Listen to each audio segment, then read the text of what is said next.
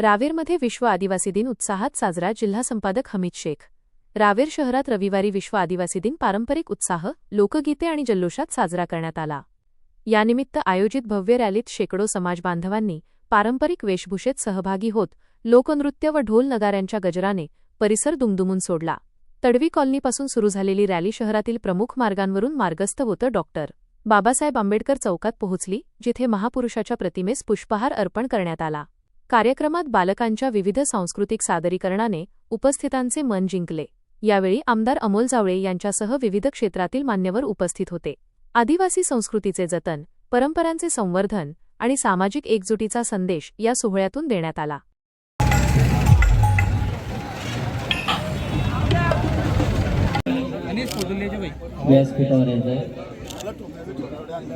जय आदिवासी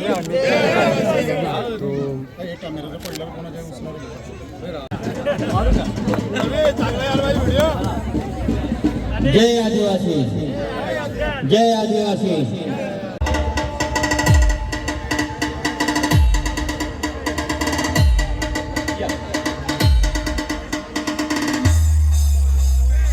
हा जो संगम आहे, असे असलेले थोर व्यक्तिमत्व आज आपल्याला प्रमुख पाहुणे म्हणून लाभलेले आहे. आपल्या पाऊल पुणांनी आमचा हा मंच पावन झाला आहे. आपले हार्दिक स्वागत सर्वांचे. आपल्या उपस्थितीने या कार्यक्रम रावेर यावल तालुक्याचे माजी आमदार त्यांचे सुपुत्र आदरणीय धनंजय भाऊ उपस्थित झालेले आहेत. आपण सर्वांनी जोरात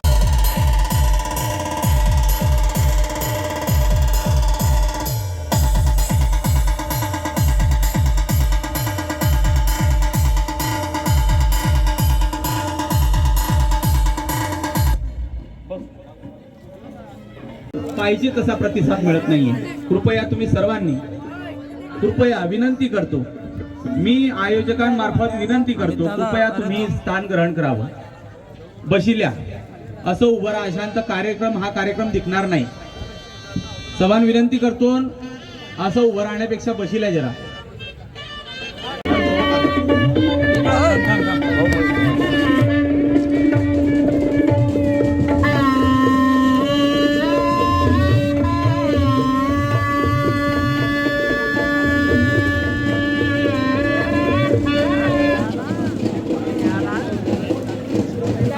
आमदार आपल्या आदिवासी समाजाचे प्रतिनिधी, आद्य प्रवर्तक, समाज सुधारक, स्वातंत्र्य सैनिक भगवान बिरसा मुंडा आदिवासी समाजाची आर्थिक सामाजिक परिस्थिती उंचवणारे खाजा नाईक, डॉक्टर बाबासाहेब आंबेडकर आणि इतर सर्व आदिवासी समाजाची आर्थिक सामाजिक परिस्थिती उंचावणारे सर्व समाज सुधारक यांना पुष्पहार अर्पण करून त्यांना आदरांजली वाहते. मला घाई आहे म्हणून मी निघतो. आपली माफी मागतो. आपल्या सर्वांना आदिवासी दिनाच्या मनापासून खूप साऱ्या शुभेच्छा देतो. आपल्यालाही माहिती आहे की ज्या वेळेला मोदी सरकार सत्तेत आलं त्यावेळेला अगदी नेपाळपासून तर तामिळनाडूपर्यंत आपला जो आदिवासी पट्टा आहे संपूर्ण, याच्या आधी नक्षलवाद प्रचंड होता. कदाचित आपल्या सातपुड्यामध्ये आपण तो अनुभवला नसेल, पण संपूर्ण भारतभर अगदी गडचिरोलीमध्ये सुद्धा हा नक्षलवाद प्रचंड होता. परंतु जेव्हा हे मोदी सरकार आलं त्याच्यानंतर आपलं लक्ष असेल तर 25 मार्च 2026ला पूर्ण नक्षलवाद आपल्या आदिवासी क्षेत्राला संपवला असेल तर मोदी सरकारने संपवला आहे. आणि महाराष्ट्रामध्ये आपण बघितलं असेल तर गडचिरोलीमध्ये नक्षलवाद संपवला असेल तर या मोदी सरकारने आणि आपल्या देवेंद्रजी फडणवीस यांनी संपवलेला आहे. आज आदिवासी समाज पर्वत रांगांमध्ये जगतोय, एक श्वास घेतोय, मोकळा श्वास घेतोय. याचं एक खूप मोठं श्रेय हे आदरणीय मोदीजींना आणि आदरणीय देवेंद्र फडणवीस साहेबांना जात आहे. आपल्या आदिवासी समाजासाठी विविध योजना या सरकारने आणलेल्या आहेत. आपला हा समाज जंगलावरती प्रेम करणारा हा समाज आहे. तुकाराम महाराजांनी आता म्हटलंय, वृक्षपल्ली आम्हा सोयरे.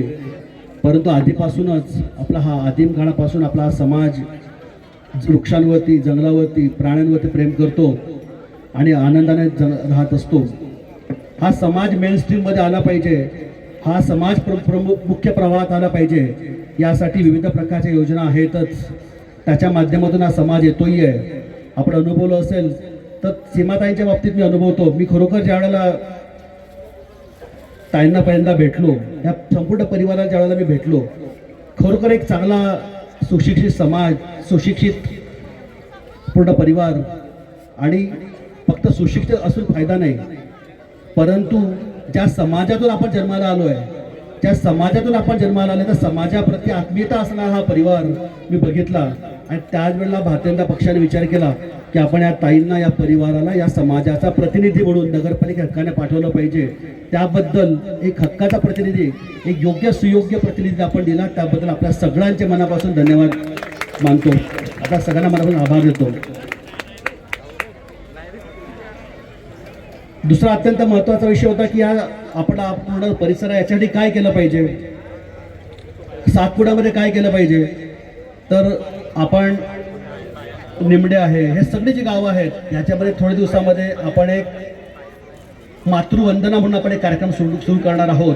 त्याच्यामध्ये आपल्या प्रत्येक आदिवासी समाजातल्या प्रत्येक महिला भगिनीचं आपण आरोग्य तपासणी करणार आहोत. आणि आरोग्य तपासणी केल्यानंतर त्यांचे जे काही आजार असतील ते समूळ आपण पूर्णपणे करण्याचा प्रयत्न करणार आहोत. शिक्षणासाठी आपण वेगवेगळ्या प्रकारची योजना आणत आहेत. युनिसेफच्या माध्यमातून आपण एक सर्व्हे केला आहे आणि या शिक्षणाच्या खरोखर 5ची शाळा आहे, खरोखर अत्यंत चांगली शाळा आहे, पण सुविधा तिथे नाही आहेत. आपण त्या सुविधा डेव्हलप करण्याचा प्रयत्न करतोय. निमड्याची अंगणवाडी असेल ते आपण डेव्हलप करण्याचा प्रयत्न करतोय. हे करत असताना ज्यावेळेला आपण आदिवासी वस्त्यांमध्ये काम करतोय, त्यावेळेस शहरामध्ये काही काम केलं पाहिजे, ज्या विचाराने त्यासाठी आपण पूर्ण काम करतोय. पद्माकर भाऊंनी आपल्याला सांगितलं की इथे आपण 2 मोठे रस्ते दिलेले आहेत, गटारींचे कामं दिलेले आहेत, परंतु ज्यावेळेला पाणी पुरवठा योजनेचं काम सुरू आहे त्यामुळे थोडं आपल्या कामाकडे डिले होतो आहे. परंतु पद्माकर भाऊ आपली पाणी पुरवठा योजनेचं कामही लवकर पूर्ण होईल. आपण अंडरग्राऊंड ड्रेनेज सिस्टमही पूर्ण करू, तोपर्यंत आपण रस्त्याचं काम चालू करू. गटारींचे काम आपण सुरू करू.